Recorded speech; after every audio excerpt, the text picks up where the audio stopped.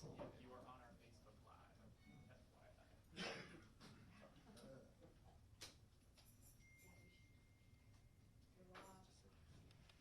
Good afternoon. No, we're not at yet. Good afternoon. I'm Bert Eicholt, Health Officer of Mobile County. I commend Dr. Harris, the State Health Officer, on his new public health order, which will supersede the Mobile County Health Department order, and the governor and her team for all they're doing to make our state healthier.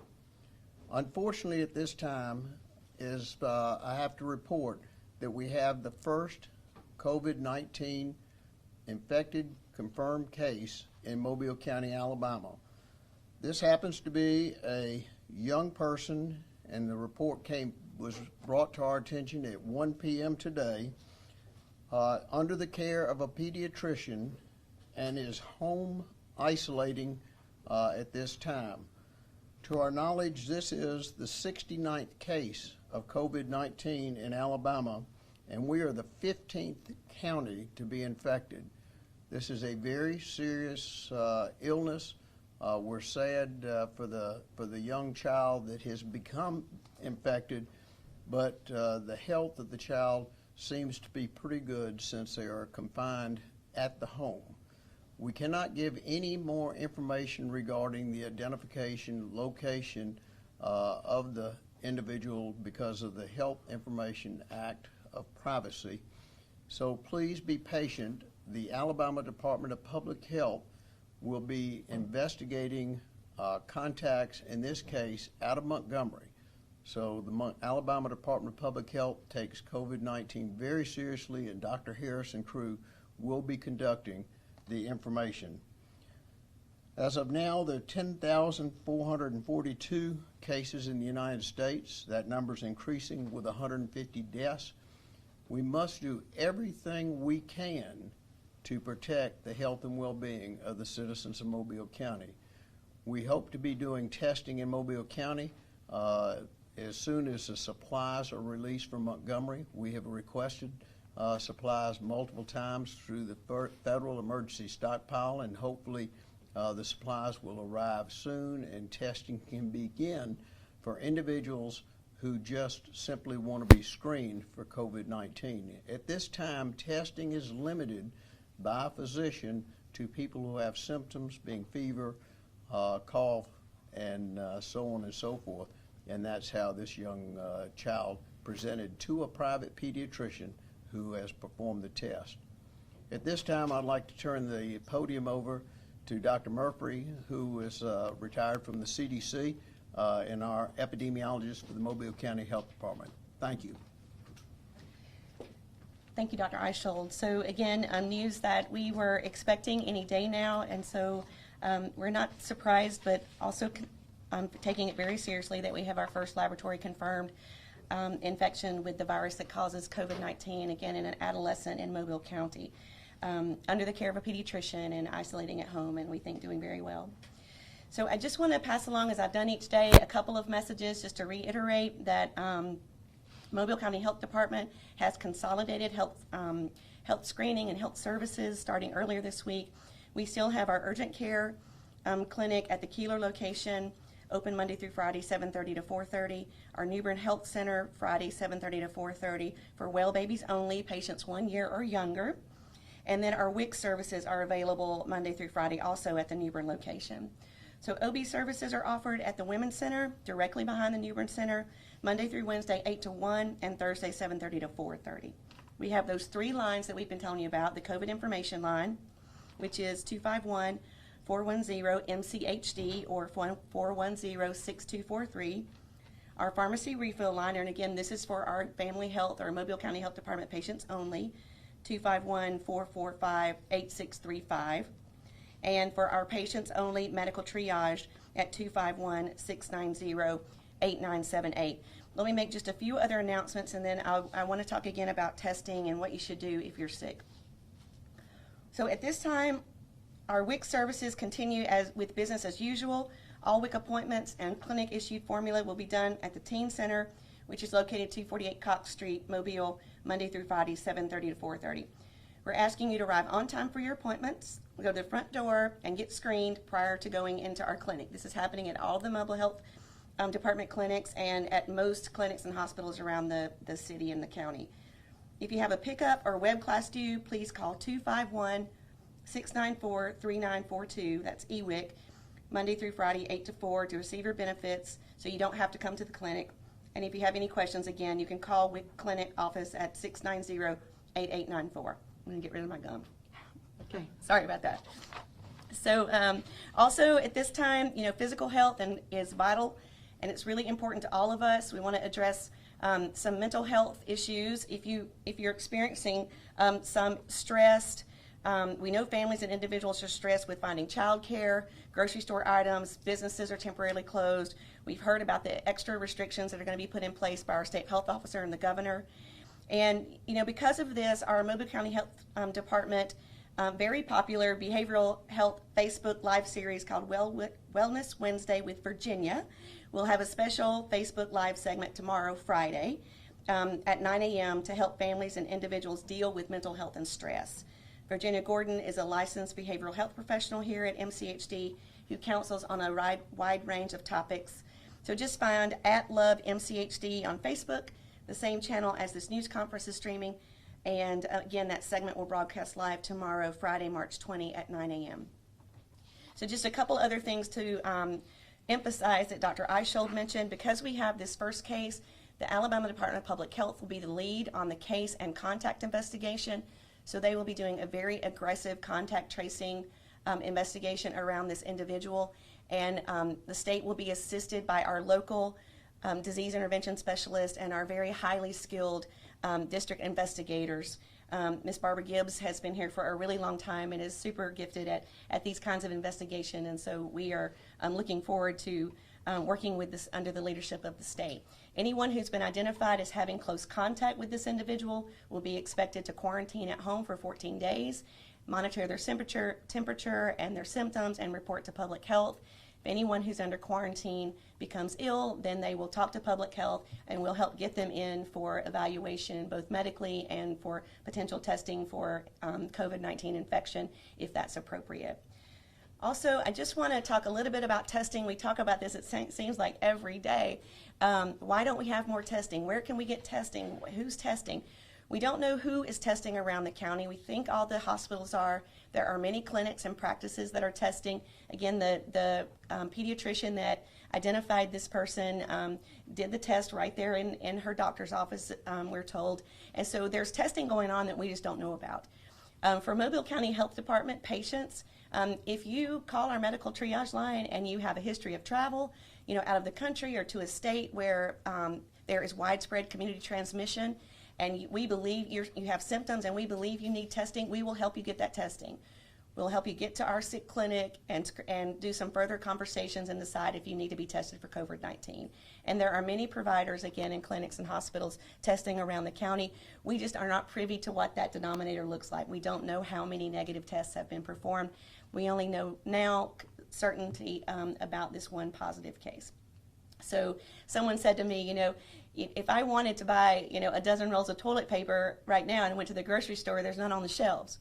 I wouldn't be able to buy toilet paper no matter how badly I wanted it or how much money I had or what level of government I was in. And so if the supplies are just not on the shelves and not in stock, Mobile County Health Department and other providers just are not able to get it, right? It has to be there. And as Dr. Eichshold mentioned, right now the federal government is sort of diverting resources for testing to areas where they have more of a problem with coronavirus infection than we do.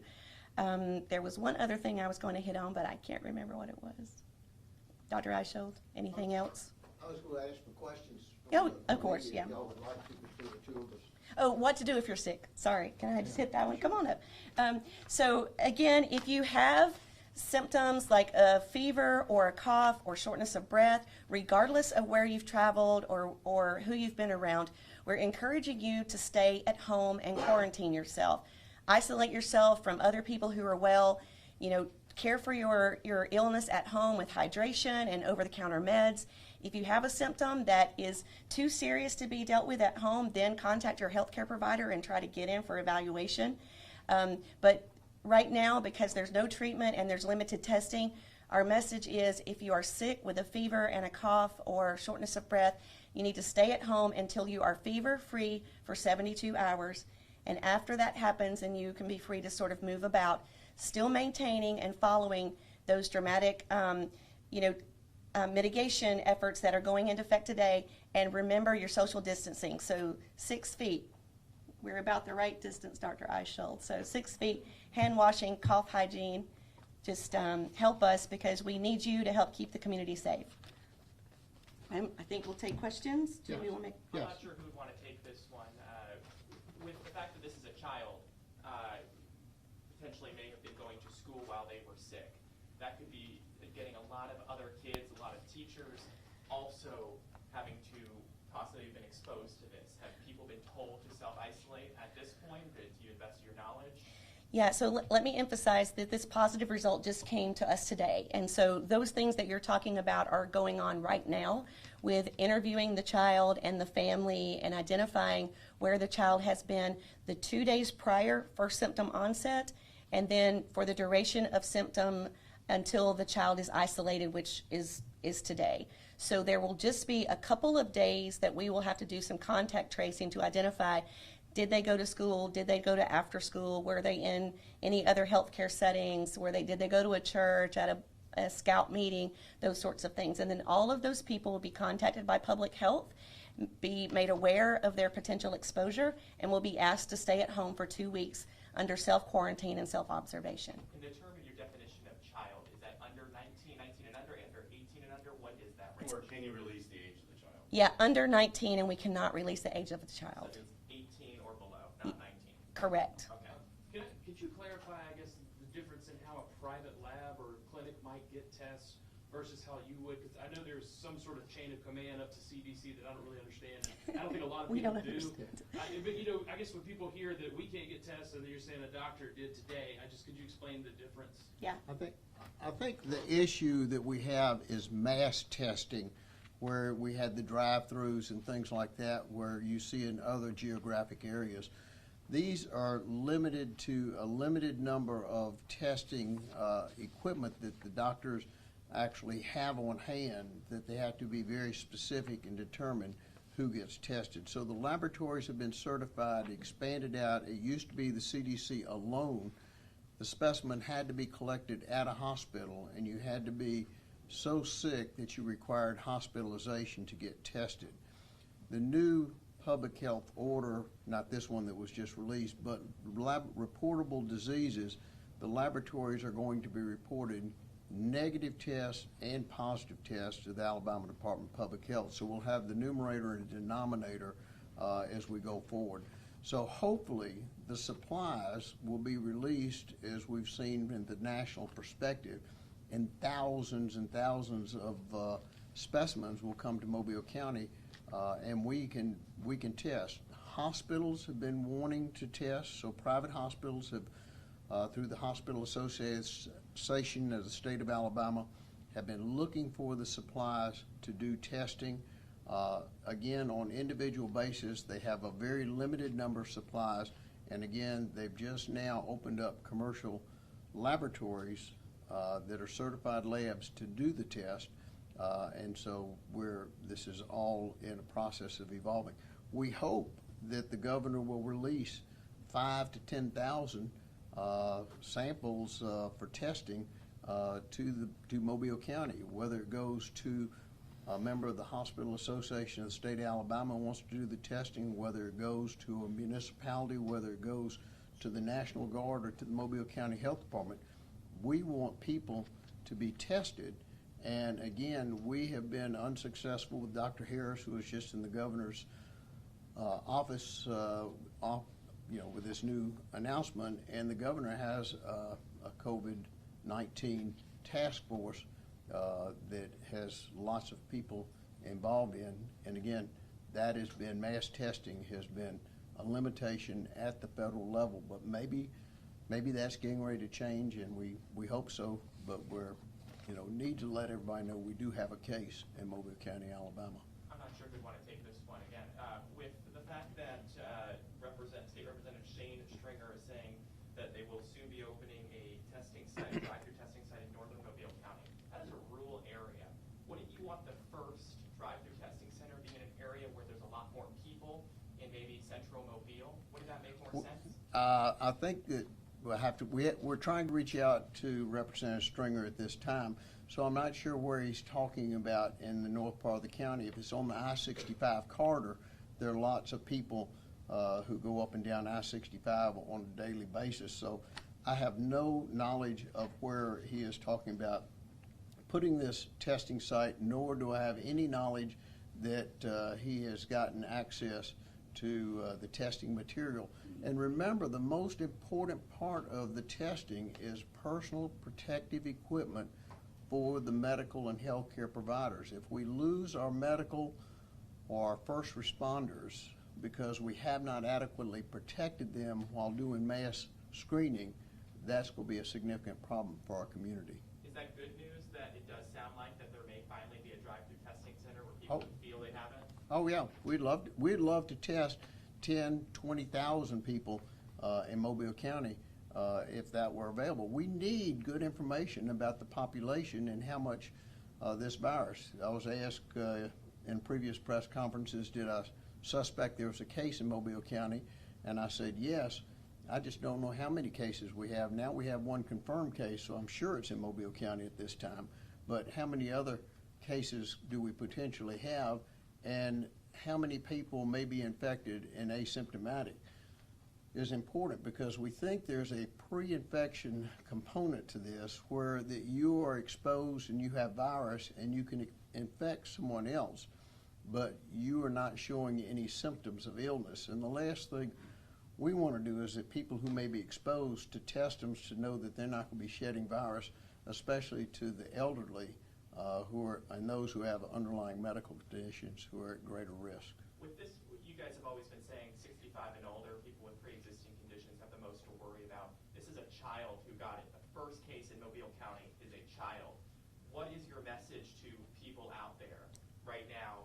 The fact that this is not somebody who would have been a couple weeks ago, everyone's saying you need to be worried if you're 65 and older with pre-existing conditions. Well, I think for long-term health consequences, the data is pretty good that children do better than older folks with this particular illness. I am surprised the first case is a person less than 18 years of age, but it does not, as mobile as our society is, and people going to so many different places, children were actually listed in the literature as actually being a harbor of COVID-19 virus and not symptomatic. So I think the data shows that this will be a more frequent occurrence as we get more information in testing. As the health officer of Mobile County, should young people take note that this is the first case here? I think everybody should take note. Young and old, everybody should socially distance. Everybody should wash their hands. Everybody should take this seriously, because everybody is at risk. Nobody has immunity. There is no vaccine, and there is no antiviral for this medication. Has the family of this child been tested? Do we know if any of them are positive? Good question. Has the family of this child been tested? And I will tell you, I do not have that information at this time. It was at 1 o'clock today that the test was confirmed positive, and I will assure you that will go forward by the Alabama Department of Public Health. That will be part of their close contact exposure, but they're doing that out of Montgomery, and that should be something that I would assume would occur unless the individuals decline to be tested. I think, so generally, when we're doing a contact investigation around a confirmed case, we ask people to quarantine and monitor their symptoms. We have to be careful about testing people too early, because the test could be negative if there's no detectable virus, in that nasal swab. So generally, we would wait until we saw that very first maybe low-grade fever or dry cough start, and then pull specimens for testing on those close contacts. You mentioned that you would love to do mass testing as soon as supplies arrive from Montgomery. Is it a supply issue or a bureaucratic issue at this point? Do we know? It's a supply issue. I mean, this is an unprecedented pandemic, and all over the world we need swabs and transport media and laboratory assays. And so we're being asked to put our orders in, and we do that every time we get the opportunity. And then we think we're going to get some supplies delivered, and then, we hear the orders were canceled and pulled for federal assets where they're needed more. And obviously, there's the regular flu is out there. It's also Still. a case, some people have bad allergies. Yeah. So people are frightened when they get a feeling in their throat or their, is there a temperature that someone, if your temperature gets above a certain amount, then get to at least contact your doctor? I know just not walking into an Right. emergency room, but what are some of the symptoms that if this is in fact the case, you need to contact someone and just not stay at home? So it's 100.4. Although we've seen some recommendations that if you're 60, 65 or older, we may look at people who have a temperature of 99.5 in older populations, because they may not they may not have as high temperatures as some of the younger population. But there's not a magic formula, and whether you get a test or not, the medical recommendations for managing your illness is the same. Stay at home. If you can manage your illness at home, stay there. Hydrate, use over-the-counter meds, and only enter the healthcare arena, go to your doctor or go to emergency department if you absolutely need that higher level of care. And it's hard. We've had hundreds and hundreds of phone calls over the past couple of days of people who have exactly what you've described. They have allergies, or they maybe think they have a sinus infection, or they have a cough, or their child has a fever, and they're really worried that they may have coronavirus. I can't tell them that they do or they don't. We can't test everyone who wants to be tested. Maybe we'll get there one day, but right now we can't. And so right now we have to rely on those community mitigation measures and try to encourage those people to do their part to keep our community healthy by staying at home until they're fever-free for 72 hours. Are you able to definitively say right now that when that test was conducted on that child, that whole family was quarantined? I can't definitively say, but we've gotten good intelligence that has happened. Again, Montgomery's leading the investigation, but they have been doing this now for 88 other cases. So they likely are pretty good at it by now. As I mentioned, 68 other cases. We think we're the 69th.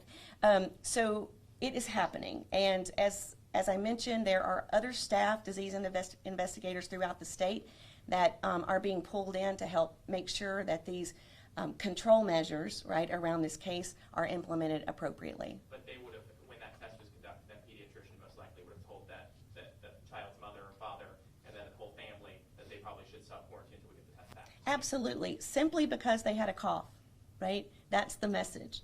Go home, stay at home until you're feeling better, regardless of whether you get a test or not, or regardless of whether the test is positive or not. Let's go with HIPAA again about how we can identify.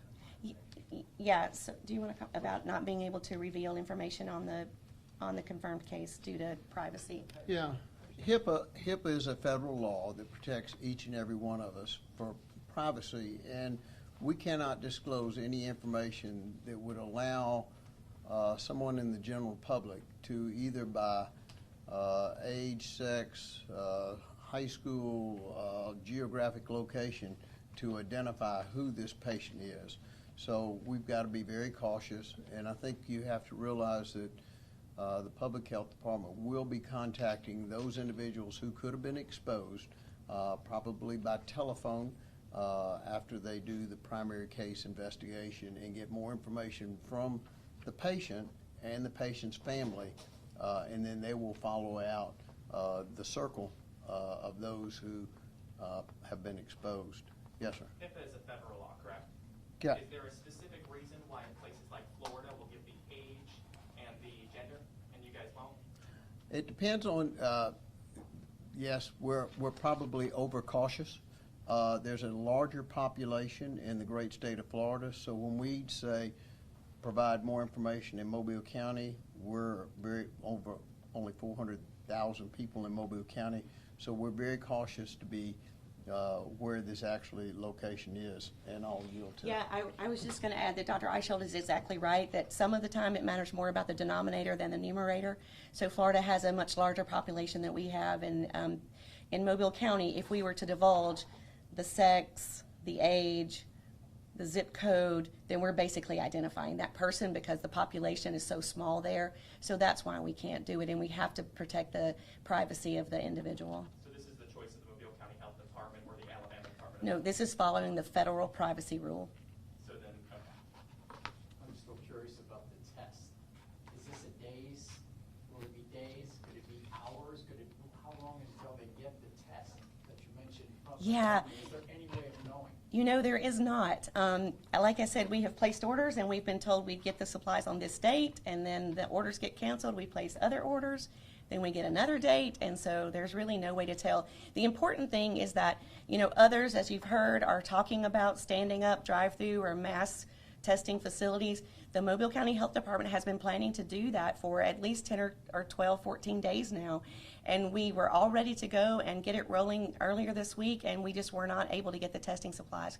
Those plans are still in place. Those sites are identified. The staff are identified. So as soon as we get enough specimens that we think we need to carry on those operations, we will do that. What we don't want to do is open up a clinic, you know, a drive-through testing clinic on one day and have to shut down 3 hours later because we've run out of supplies. Advancing the story, this kid who was infected with the coronavirus, what happens a month or a couple weeks from now? Can they get sick again? Can they, will they be able to go back out in the community? Yeah, so there is a very rigorous algorithm that's put forth by the Centers for Disease Control about what benchmarks would allow this patient to, you know, be able to return to moving about the community, so basically come out of isolation. I can't quote it verbatim, but it has to do with having several negative tests, being without fever for 72 hours, it being at least 7 days beyond the first symptom onset. So there's an algorithm that's published by CDC that will provide guidance about when this child will be able to come out of isolation. Can they get it again? I don't know. I mean, there was some speculation about that in the beginning. I don't know. It's unlikely, I think, is what we have been saying, is that based on what we know for the largest majority of the people, we're not seeing reinfections. We are beginning to worry a little bit about co-infections, so maybe being co-infected with, you know, another respiratory virus or maybe some other bug. But right now, reinfection, it's maybe a little bit too early to call that. Reinfection this year or reinfection ever again? I think both. Yeah. We don't have enough information to talk about that. There are a tendency to potentially have a relapse from an infection. So you get feeling better and you're going again, and then you have a relapse as you've never really cleared all the virus, and then you find yourself under stress, and then you have a relapse of the infection.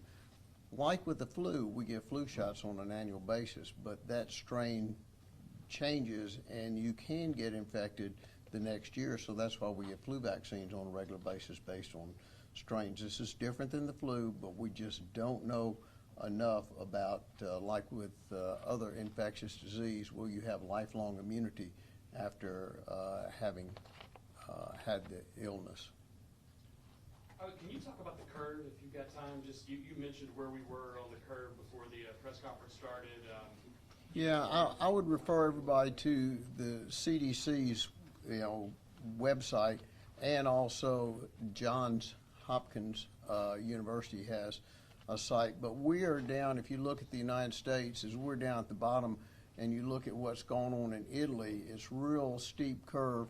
And then what's happening now in China is it's plateauing off, and new infections and death rates in China after 90 or 120 days seem to have platformed.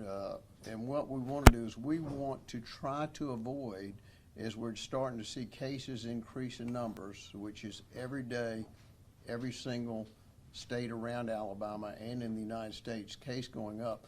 Hopefully we can break this reinfection or this spread of this infection so it does not get up to tens of thousands or hundreds of thousands of people infected. A question coming from our newsroom. You guys yesterday mentioned or showed me from the Alabama Department of Public Health about a little less than 5% of the population reporting flu-like symptoms. I believe that's the way it's phrased on the Alabama Department of Public Health, not a confirmed case of the flu, but flu-like symptoms type of thing in the Mobile area, a little less than 5% as of the ending last week. Is there some sort, are we seeing a lot of flu cases in addition to this? Is the flu more widespread than the coronavirus? Oh, Is absolutely. Strep also widespread? What Yeah. can you give us Yeah, that? flu is much more popular in our community and in the United States than coronavirus as far as number of cases. This is actually a longer flu season than we normally see. So we can test very easily for the flu A, flu B, but I will yield to Rudy. Yeah, so, flu season usually starts winding down about this time. So we're happy to see that. We don't know if coronavirus-like flu will wind down at the end of spring, early summer, or if it will stick with us. So we'll just kind of have to see how it behaves over the coming months and that sort of thing. So any other questions for Dr. Eicholt or myself? We appreciate it. Okay, thank you all for joining us.